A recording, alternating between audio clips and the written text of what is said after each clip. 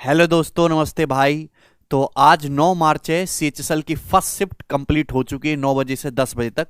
और जैसे बच्चे बाहर आए तो उन्होंने बताया, अपनी प्रतिक्रिया दी। तो हमको पहले से उम्मीद थी कि सीएचएसएल का पेपर ओवरऑल जो है वो मॉडरेट पेपर है और उसमें मैथ्स का जो सेक्शन है वो काफी इजी रखा गया है। ऐसा नहीं कह सकते कि सवाल बहुत आसान है, आप बिना पढ़े चले जाओ तो आप सारे सवाल कर पाओगे, ऐसा नहीं है। आप अगर थोड़ा बहुत भी पढ़ते हो, पूरा सिलेबस एक बार अगर आप हल्के से रिवाइज कर लेते हो, कंप्लीट कर लेते हो, तो आप सवाल कर पाओगे। कोई भी सवाल ऐसा चैलेंजिंग नहीं है। ज्यादातर जो क्वेश्चन है वो फिक्स टाइप के हैं। मिसलेनियस क्वेश्चंस बनाने की कोशिश बिल्कुल नहीं की गई है। शीट में जो हम फिक्स टाइप के क्वेश्चंस कराते हैं, मतलब कोई भी चैप्टर की आप पहली दूसरी तीसरी शीट ही कर लो तो आपका काम बन जाएगा। ठीक है, कुछ भी इसमें डिफिकल्ट या कैलकुलेटिव भी नहीं पूछा गया। एक बात और कि डीआई के 3-4 सवाल हैं, लेकिन इसमें प्रोबेबिलिटी और स्टैटिक्स से क्वेश्चन जहां तक बच्चे कह रहे हैं वो नहीं आया है। ठीक है भाई, तो ये बहुत बढ़िया बात है। और सीएचएसएल के पेपर में या आगे की जितनी भी शिफ्ट होंगी, जहां तक मुझे लगता है अब एसएससी जो है थोड़ा सा बैलेंस करने की कोशिश करती है पेपर को। ऐसा नहीं कि कोई शिफ्ट बहुत ही नॉर्मल लेवल आ जाए, एक किसी की शिफ्ट को डिफिकल्ट बना दिया जाए। तो गणित वाला जो सेक्शन है आपका इजी टू मॉडरेट ही रहने वाला है। आप पढ़ के पूरा जाएंगे तो आप सारे सवाल कर पाओगे। ऐसा कोई भी क्वेश्चन नहीं है, ऐसा कोई भी टाइप नहीं है, ऐसा कुछ भी एग्जाम में पूछा हुआ नहीं है जो आपको कैरबिल एप्लीकेशन की शीट्स में ना करवाएगा हो, शीट्स में ना हो।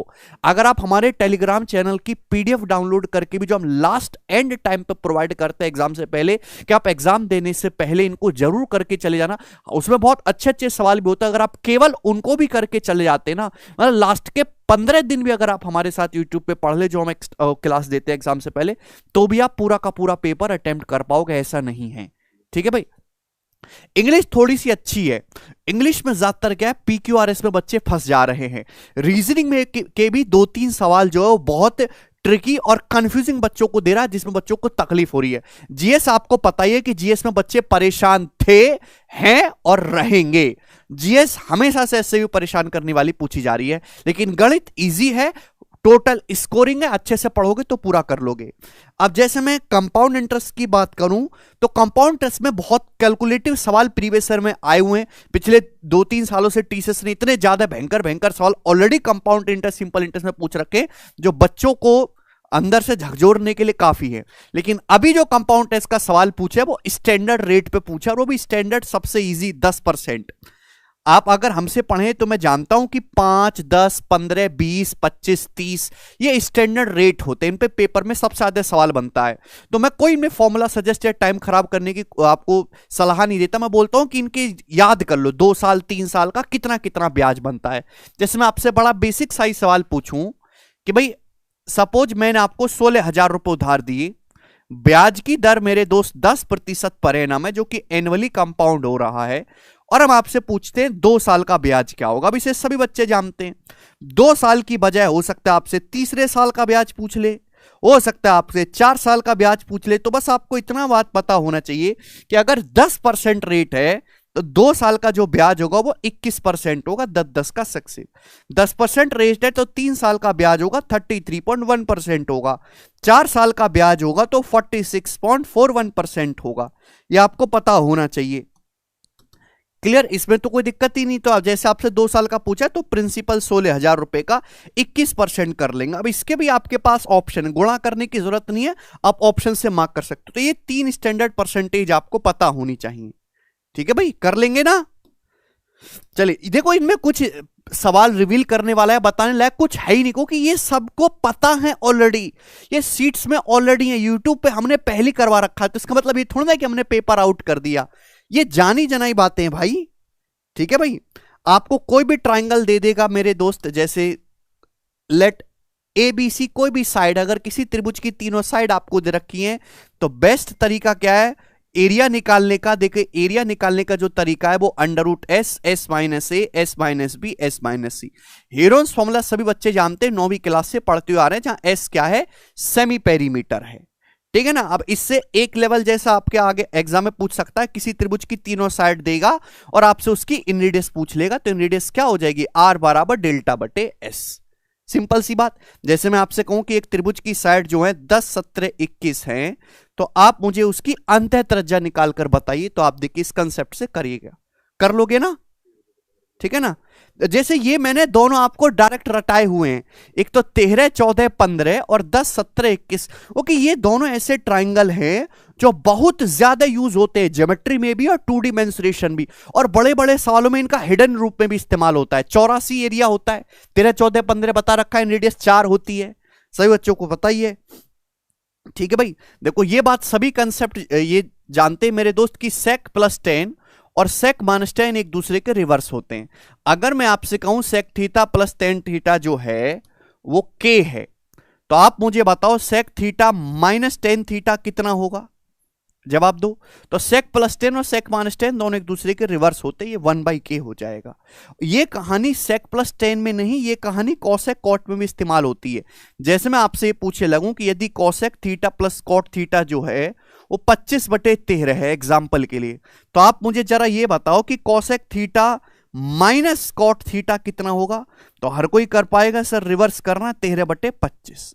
अब इसमें क्या कठिन बात है, हालांकि प्रीवियस ईयर में इससे एक लेवल आगे जाके सवाल पूछा है ना, कि sec प्लस 10 आपको दिया है तो आपसे sin थीटा का मान पूछ लिया, उसके बाद आपको इन दोनों क्वेश्चंस को ऐड करना पड़ेगा। जैसे सपोज आपसे इसमें sec थीटा पूछ लेता तो कैसे करते, इन दोनों को ऐड कर लेते, फिर वहां से sin cos भी पूछा जा सकता है, कुछ भी निकाला जा सकता है वहां से, तो ठीक है भाई, चलेगा। अब आप सभी लोग जानते हैं कि अगर आप किसी भी सर्कल के, ये बात कितनी बार बताई हुई है, पीपीटी स्लाइड बना के हमने आपको समझाया है, ठीक है, एंड टाइम में भी, कि भाई अगर आपके सामने एक सर्कल है, सर्कल के सेंटर से अगर आप कॉर्ड पे परपेंडिकुलर डालेंगे तो कॉर्ड को बाइसेक्ट करता है, समद्विभाजित करता है। हालांकि पेपर में जो पॉपुलर क्वेश्चन है वो पैरेलल कॉर्ड वाला है, लेकिन एग्जामिनर अब इतना भी आपको परेशान नहीं करना चाह रहे, तो पैरेलल कॉर्ड वाले सवाल भर भर के आए। वो सिंपल सा कह रहा है कि बच्चों को दुख नहीं देना है, नौकरी ज्यादा देनी है। भाई एक सर्कल है, सर्कल की जो है रेडियस जो है वो 17 है मेरे दोस्तों, एग्जाम्पल के लिए कुछ भी डाटा ले लेते हैं, और जो कॉर्ड की लंबाई है वो 30 सेंटीमीटर है, 30 सेंटीमीटर। तो आप बताओ इस कॉर्ड की सेंटर से दूरी क्या है। दूरी का मतलब होता है परपेंडिकुलर डिस्टेंस, मिनिमम डिस्टेंस। तो सेंटर से कॉर्ड की जो दूरी होगी वो ये होगी परपेंडिकुलर। अब एक परपेंडिकुलर डालोगे बाइसेक्ट करेगा आधा आधा, 15 15 तो कितना हो जाएगा 8। ओके 8 15 17 पाइथागोरन ट्रिपलेट है, ठीक है दोस्त। तो ये आप दिमाग में कर सकते हैं, ये चित्र बनाना भी क्राइम है। जब आप अच्छे लेवल का पढ़ के जा रहे हो, प्रीवियस ईयर के सारे सवाल करके जा रहे हो, तो ये चित्र बनाना भी क्राइम है। आप केवल स्क्रीन पे सवाल पढ़ोगे और आंसर मार्क करोगे और आगे बढ़ोगे, तभी आपका कुछ कल्याण होगा। अब किसी बच्चे ने इसमें भी चित्र बना के 1 मिनट लिया है तो उसके साथ समस्या है, ठीक है भाई। देखो सीपीएमपी का ये कंसेप्ट सभी लोग जानते ही हैं कि सीपी बटे एमपी बराबर 100 minus D upon 100 plus T, ठीक है। मैंने इसी पे, इस फॉर्मूले पे 10-10 20-20 क्वेश्चन यूट्यूब पे एग्जाम से पहले आपको सॉल्व कराए थे। ओके ये एक ऐसा कंसेप्ट है डिस्काउंट प्रॉफिट लॉस का कि इसके बिना कोई पेपर पूरा हो ही नहीं सकता। सीपी बटे एमपी बराबर 100 minus D upon 100 plus P. आपको डिस्काउंट परसेंटेज दे देगा, प्रॉफिट परसेंटेज दे देगा, आपको कुछ भी पूछ सकता है। सीपीएमपी में आपसे मार्कअप पूछ सकता है, कॉस्ट प्राइस देके मार्क प्राइस पूछ सकता है, anything can be asked. Second concept है कि मार्कअप परसेंटेज और डिस्काउंट परसेंटेज का जो सक्सेसिव है वो प्रॉफिट परसेंटेज होता है। ये दोनों जो कंसेप्ट है ब्रांडेड कंसेप्ट हैं, एक शिफ्ट छोड़ के दूसरी शिफ्ट में हमेशा दिखाई देते हैं, चाहे एसएससी का कोई भी पेपर हो। ये जो दो कंसेप्ट आपके सामने हैं, मैं केवल आपको कंसेप्ट्स बता रहा हूं और जो ऑलरेडी बताए हुए, इसमें कोई नई बात है ही नहीं। अब जैसे ये वाला फॉर्मूला देखो, अगर हम आपसे कहें कि a प्लस बी बराबर c है, ये दे दिया आपको, ठीक है भाई, और आपसे ये पूछ लूं कि बताइएगा a cube plus B cube minus C cube plus 3abc कितना होगा, जरा बताओ। एक एक मिनट की शॉर्ट वीडियो जो हमारा मैथ्स वनडे इन सेकंड्स चैनल है ना, उस पे एक एक मिनट की शॉर्ट वीडियो में भी ऐसी छोटी छोटी बातें बता रखी हैं जो आपको डायरेक्ट पता होनी चाहिए। अब इसमें ना बालक देख के घबरा जाता है क्योंकि थोड़ा सा चेंज करके दे दिया मैंने।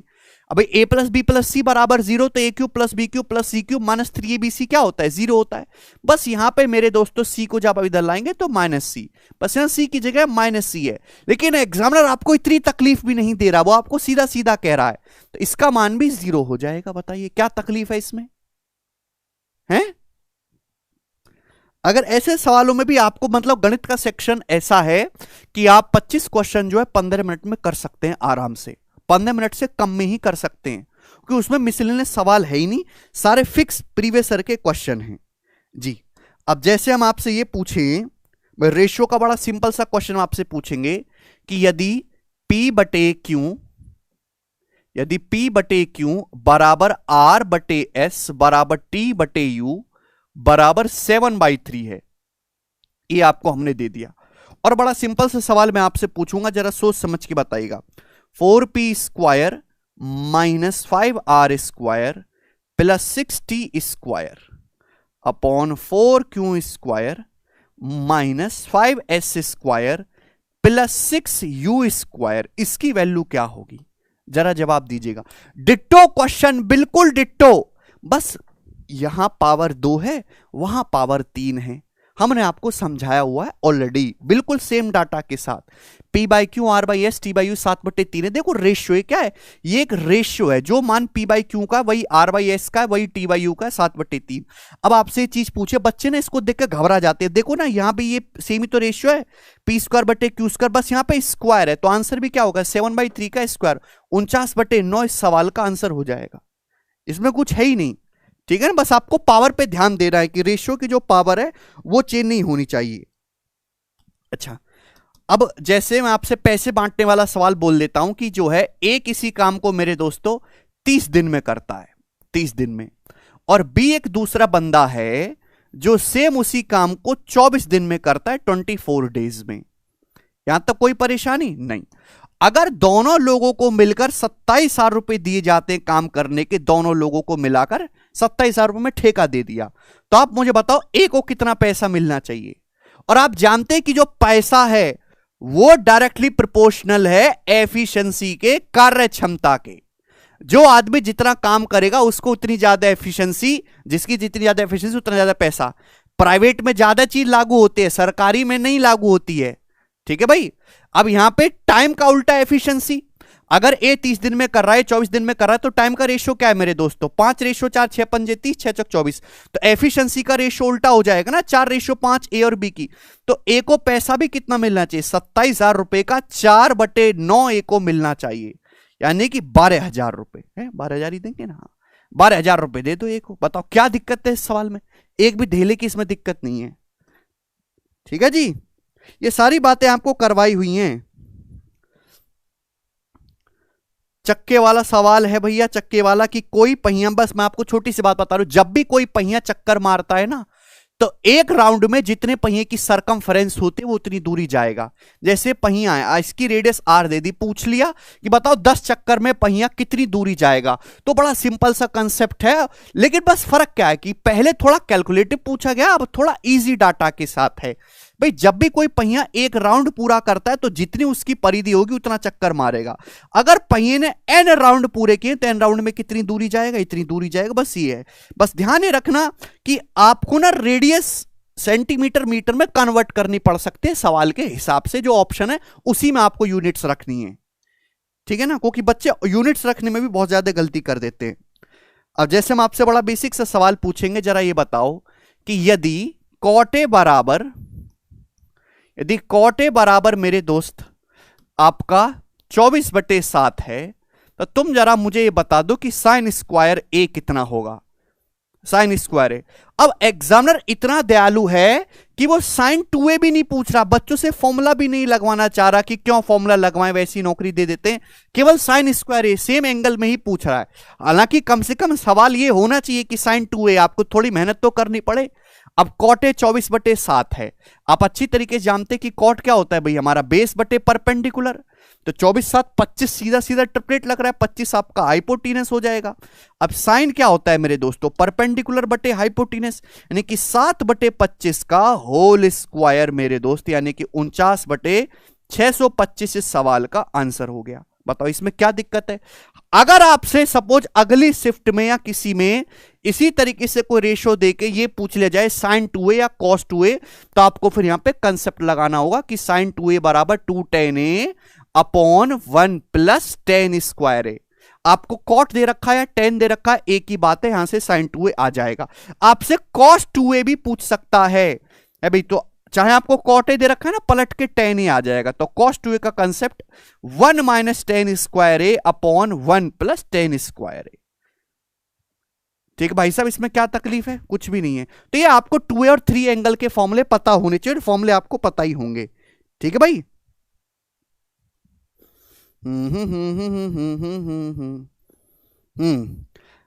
देखिए दोस्त, ऐसे दो सर्कल हैं, आप जानते हैं पिछली बार एक पहले ही पूछ चुका है कि भाई अगर दो सर्कल हैं इनकी कितनी टेंजेंट पॉसिबल हैं। अगर मेरे दोस्तों दो सर्कल के सेंटर के बीच की दूरी उनकी रेडियस के सम के बराबर है तो कितनी टेंजेंट पॉसिबल है? 3 टेंजेंट पॉसिबल हैं, 3। अगर सेंटर के बीच की दूरी बड़ी है रेडियस के सम से तो कितनी टेंजेंट पॉसिबल है? 4।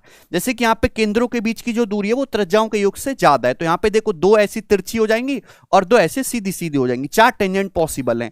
ये सारी चीज पिछले साल के पेपर में पूछी गई हैं। ठीक है ना। अगर सेंटर के बीच की जो दूरी है मेरे दोस्तों वो रेडियस के सम से छोटी है तो उस केस में केवल आपकी मेरे दोस्तों 2 ही टेंजेंट पॉसिबल हैं।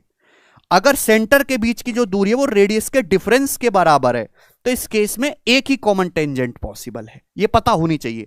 अब बड़ा सिंपल सा सवाल इस पे बन जाएगा कि भाई आपके सामने 2 सर्कल हैं, 2 सर्कल की जो है रेडियस आपकी जो है 13 और 6 मान लेते हैं, 13, 6, और उनके सेंटर के भी जो बीच की दूरी है मेरे दोस्तों वो 25 है।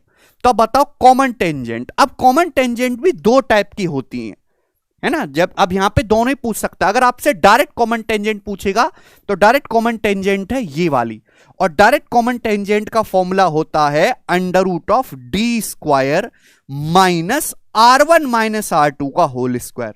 लेकिन अगर सपोज अगली शिफ्ट में या कभी जाके आपसे डायरेक्ट कॉमन टेंजेंट को त्रियक उभयनिष्ठ स्पर्श रेखा ट्रांसवर्स कॉमन टेंजेंट पूछ ली तो आपको डायरेक्ट कंसेप्ट पता होना चाहिए under root D square minus R1 plus R2 का होल स्क्वायर।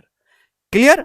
अब जैसे यहां पे डायरेक्ट कॉमन टेंजेंट आपको निकाले तो केवल वैल्यू रखना है, केवल फॉर्मूला लगाना है और कुछ इसमें क्रिएटिव नहीं है। तो डिस्टेंस तो यहां पे 25 है, R1 माइनस R2 कितना हो जाएगा? 13 माइनस 6 7, तो 25 और ये 7 आपका 24 आ जाएगा, 24। ट्रांसवर्स कॉमन टेंजेंट आप मुझे करके बताना कमेंट में। ठीक है, वो सीधा सीधा बोलेगा कि आपको ये टेंजेंट बतानी है। एक बार पिछले साल के CHSL का आपको एग्जैक्ट सवाल बताता हूं, उसमें यह पूछा गया था कि 2 सर्कल है, ये उनके बीच की दूरी, तो उस टेंजेंट की लंबाई बताओ जो सेंटर को मिलाने वाली लाइन को नहीं काटती। यानी कि इनडायरेक्टली वे में डायरेक्ट कॉमन टेंजेंट पूछा था कि ट्रांसवर्स कॉमन टेंजेंट हमेशा सेंटर को मिलाने वाली लाइन को काटती है। ठीक है, तो लैंग्वेज में भी ट्विस्ट किया जाता है। अच्छा,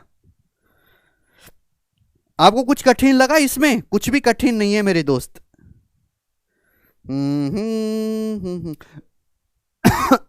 और CHSL 12th लेवल का एग्जाम है, इसमें डिफिकल्ट रहने का कोई मतलब ही नहीं है। 2 क्वेश्चन सिंप्लीफिकेशन के, हालांकि हमें जानकारी नहीं है अभी तक कि वो क्वेश्चन आसान है कि डिफिकल्ट है। आसान ही है तो वो सिंप्लीफिकेशन के क्वेश्चन भी आसान है। परसेंटेज का बड़ा सिंपल सा सिंप्लीफाई करने वाला सवाल है, लैंग्वेज बेस्ड सवाल परसेंटेज का नहीं है। ठीक है भाई।